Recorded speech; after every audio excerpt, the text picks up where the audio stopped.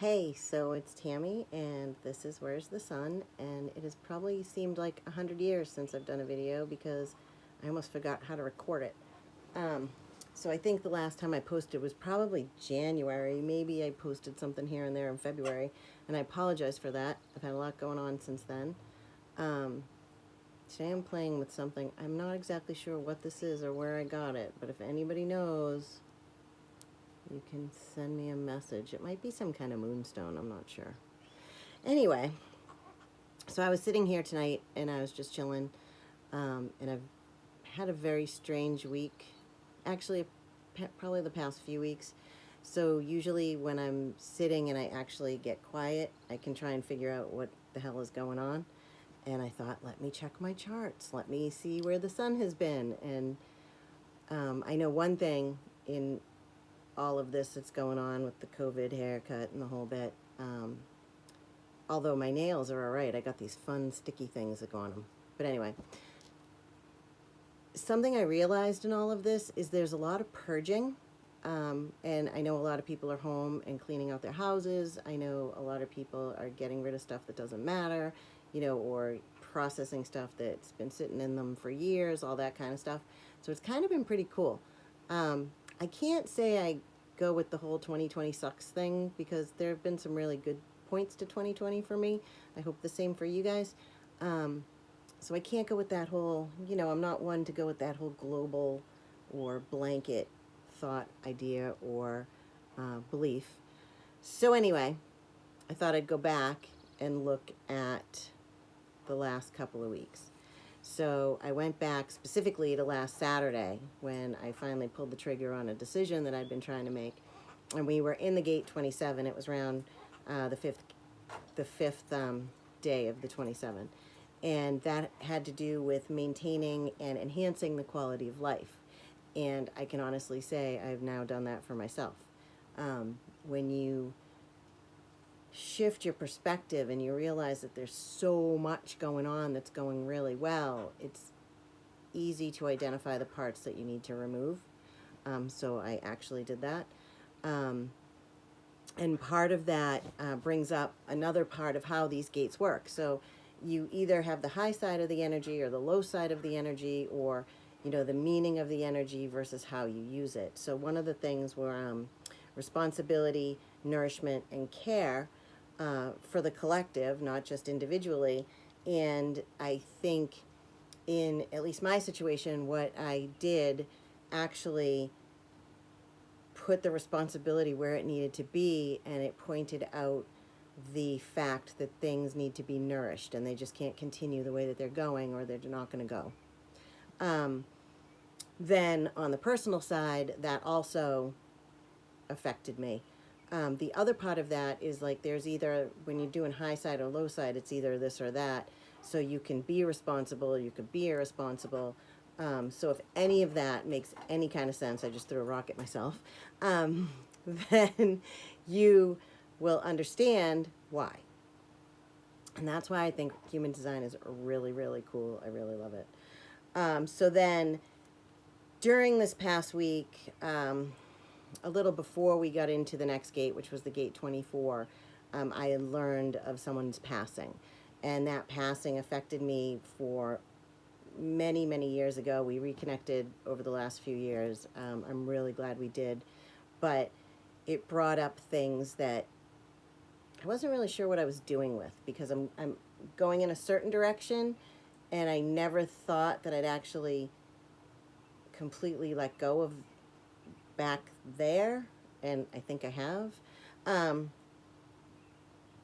So that combined with some other stuff that happened this week and the big decision I had last Saturday, I thought it was funny that the 24 I usually always put with questions and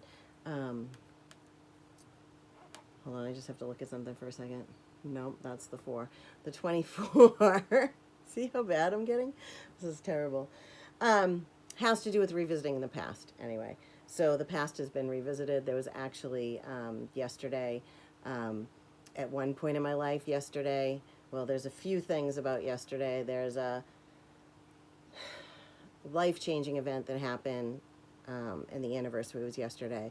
And then there was another event that had happened that wasn't as tragic or life-changing that would have been yesterday as well. And you kind of revisit it and you look at the lessons learned, whether they be short-term things or long-term things or tragic or not tragic.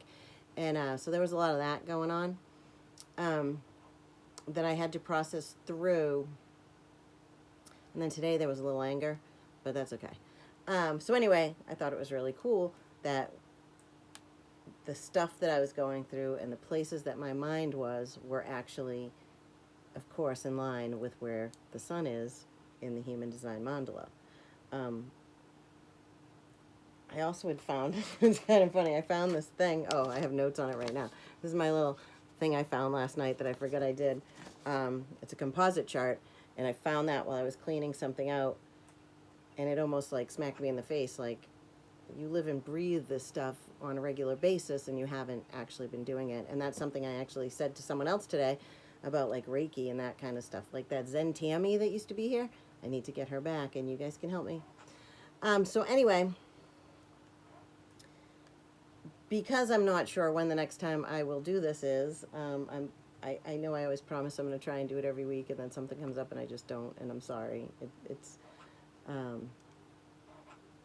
worse for me than I think it is for everybody who watches these videos, which everyone has been super supportive. And even going back a couple of years, I will get comments on videos I did 3 or 4 years ago that people are acknowledging. So I appreciate that people go through all these. That's something else I've been working on for 2020, showing appreciation and being grateful and thankful all the time. Anyway, so the next gate that the sun is going to move into is the gate 2. And this is the gate of receiving energy for receiving resources. It has to do with creating resources. It's in the high side, receiving support. In the low side, not receiving support. So, you know, you can always choose. Remember, you can choose which way you use the energy that's being presented to you. And then if you're blindly just going through life, doing what you have to do, then the energy will catch up to you one day and just hit you in the face. You'll find something, or maybe you'll stumble upon this video. Who knows? What I think you have to be careful of when we're talking about this gate in particular is that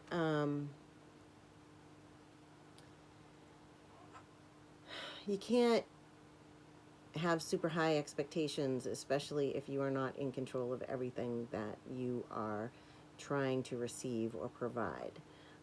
This is part of the what I call the money channel. So the gate 2 is the ability to create the resources. The gate 14, we have the ability, I say we because I have that defined in my chart, have the ability to get the resources. We just don't always keep them.